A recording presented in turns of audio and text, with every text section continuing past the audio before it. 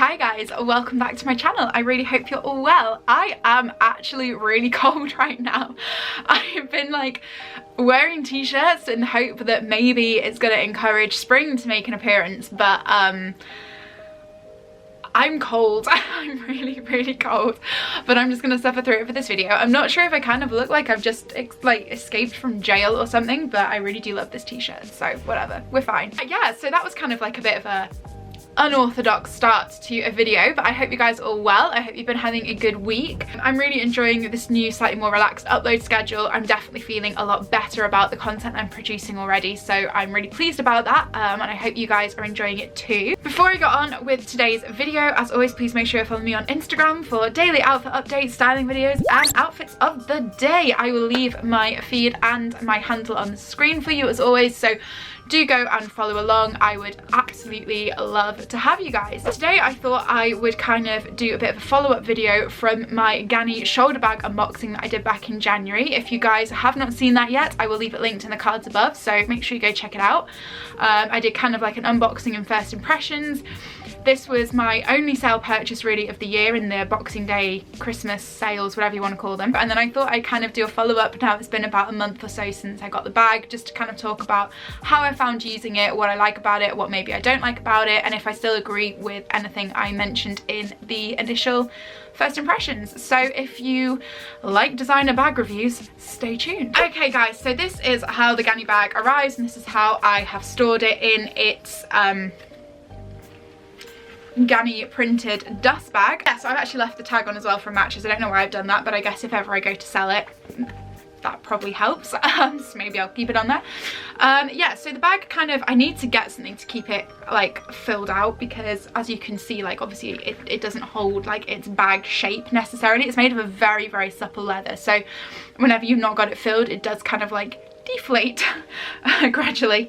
So I do need to get like a bag filler or something just to like keep it looking fresh. I actually could do with getting some kind of like bag organizer anyway, just because I kind of feel like that would help me a lot in my life, rather than like scrabbling around frantically every time I want to find anything. But for anybody who has not seen my initial unboxing video, anybody who kind of doesn't want to watch that and just wants to watch this one, this is the Ganni shoulder bag that I am going to be reviewing today. This one I got from Matches Fashion over the like Christmas Boxing Day sales, and I can't remember now exactly how much I paid for it. I think it was in the region of either $260 or $280. It was like just under half price, if that makes sense. You could actually get it cheaper in the Liberty of London sale, but I actually missed that by all of about 24 hours, and I was so annoyed about missing it, because I think you could get it for 180 in that, which was like insane.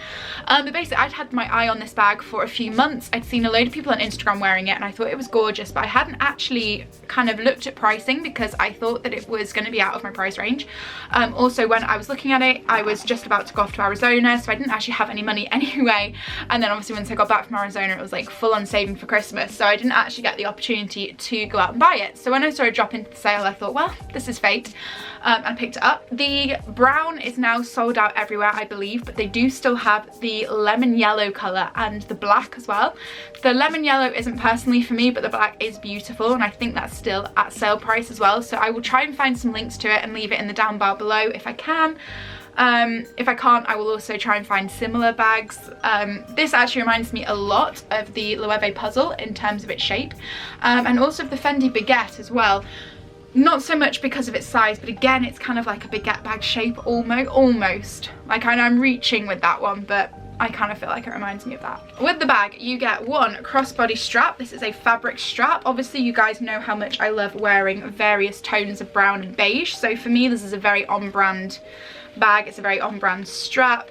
It's just made of your standard kind of bag strap material, really. Like, there's nothing kind of special about the strap in terms of, yeah, material. It's not really worn. I've worn this bag pretty much every single day since I got it, bar maybe this last week when the weather's been really bad.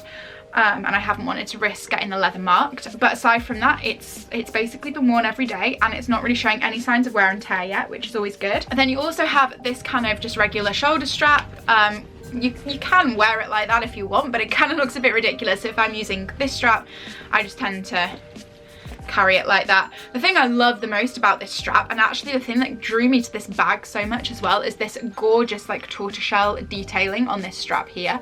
I just think it adds so much to the bag. It's like such a statement, and it definitely kind of sets it apart from your average just brown shoulder bag, you know. This has been quite synonymous with a lot of Ganni's kind of designs within this collection. There's like a bucket bag and like I think there's like a bigger shoulder bag as well, and they all have this kind of detailing on them. I haven't seen the latest collection yet. I haven't actually been to look, so I don't know if this is something that they've carried over into that. I don't know if this is like a staple. I'm very new to Ganni, so if this is a staple, please like excuse my absolute ridiculous ignorance when it comes to that. When I did my initial first impressions review, this was actually a section that concerned me quite a bit, because I didn't know how easy it was going to be to get in and out of the bag with this shoulder strap in place, and I kind of thought like, am I going to have to be like undoing this and doing it back up again every time I want to go into the bag?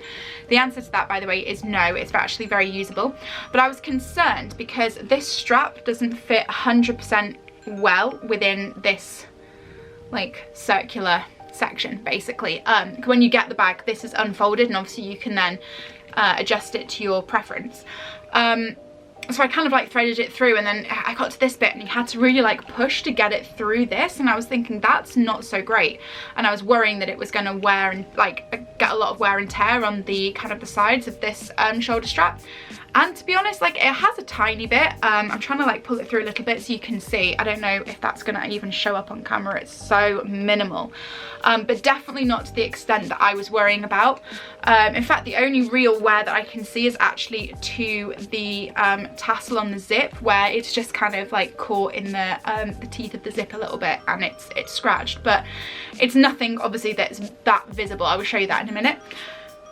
So yeah, that was like one of my main concerns, and I didn't know if it was just this particular bag, if I'd got like a faulty one, or if that was kind of synonymous across this bag style. Turns out it's synonymous. I've had a look at other people's bags that are also from this range, and they're all the same as well, so I think it is literally just the design of the bag. But aside from that, I haven't got any complaints where the handles are concerned. I like carrying them both ways. I really love how this looks, and it's a very, very, very wearable bag. Another thing I really love is just this Ganni label. I like the fact that it's actually removable, so if you don't want to have the Ganni label on show, you can actually take that off. If you kind of want a bag that's just that little bit less identifiable or whatever, then yeah, that's a really nice touch, because obviously with a lot of designer bags, if the branding is very visible, it's not something that can be removed. I like the fact that that is removable if you don't really want like the brand name glaring at you every day. So it opens with the zip at the top, which I think I've already mentioned. This zip isn't the hardiest of zips, I'll be honest. Ordinarily, I think when you're buying like a more luxury handbag, you'd expect just a little bit more of a quality zip. Sometimes it catches. I don't know, it's not like, it's not bad, but it's just not great, you know? And the issue that I found is that the only wear and tear is on the little tassel section here. So I'm gonna try and show you it. I don't know how well it's gonna show up on camera, and I don't really know how to show it you. But on this section here, I don't know if you can see, there's like some scratches going on with the leather. The leather is very, very soft on this bag, so it is gonna be liable to scratch. But yeah, I don't know how well you can see that. So that is literally the only bit of wear and tear that I have noticed so far, and then there's a tiny little bit on the longer like tassels, but again, I think that is just where it's catching, because I don't know if you can see, if you don't do it up the whole way, obviously it's going to catch against the top bit of the zip, and I think that is literally just what's happened, which is unfortunate, but you know, there's not a lot you can do about it. Aside from that, it came with the tiniest little imperfection here, which I mentioned in my unboxing video, but that is the only scratch to the leather I have noticed. And like I say, I have worn this pretty much every day for the past like almost 2 months, and just having an exam now, and it looks pretty damn good. So inside, it isn't the biggest bag in the world, and because of its unstructured shape, it's kind of, you can fit a lot in, but also you're kind of limited as well, which I realise makes no sense, but I will explain in a second. So the bag is just this like nude coloured canvas material, and then you've got a flap in here as well, which I use normally to store like makeup and stuff. I've actually got a packet of soft mints and my Ganni Authenticity card in there at the minute, which I always keep in my bags. But you can kind of see the size of it. So it, you know, it's not a small bag by any stretch of the imagination. You know, you can fit quite a bit in. I will normally put in there my cameras. So I've carried like 3 cameras in here before, I think. My Olympus pen, my Olympus Muji 2 film camera, and my G7X have all fitted in here, along with my purse, lipstick, sanitary towels. I'm trying to think what else I carry around. My phone, obviously, like a pen. So you can fit quite a bit in there. The only thing I've actually not been able to fit in is a book, which is annoying because I do read all the time. However, it would fit in a Kindle, like a little Kindle Fire if you've got a Kindle.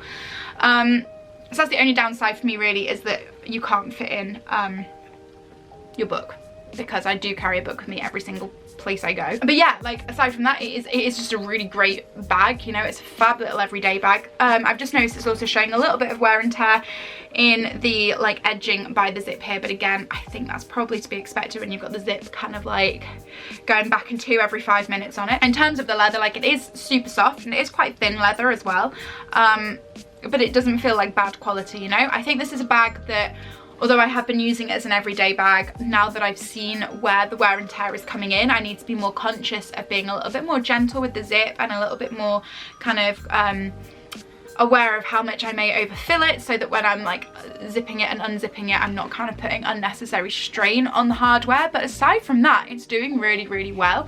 I wouldn't be surprised if it does scratch a little bit more, just because of the nature of the leather. And again, like I am going to have to be aware of that when I'm using it. It's not kind of super robust in comparison to, say, my Karl Lagerfeld bag or some of my Burberry bags, which are a lot more kind of hardy. But for an everyday bag, I love it. It's gorgeous. I have a lot of compliments on it, which is very nice. Always what you like when you're spending money on investment pieces. And yeah, like I would recommend it. I think I said in my video that perhaps I wouldn't recommend buying it at full price. I don't know if I still stand by that, to be honest, because after using it for a month, I have actually really enjoyed using it. And now I think that maybe, I don't know, maybe it would be worth the full price. I guess it depends on your individual preferences as well, you know, like how much you're willing to spend on a handbag. Like I say, in hindsight now, I probably would have bought it at full price regardless, because I have got a lot of wear out of it and I really like it. Plus, I do invest in handbags. But anyway, I really hope you guys have found this video helpful. If you have, please give it a thumbs up, let me know in the comments. Don't forget to subscribe if you're new, and I will see you in another video very soon. Bye guys.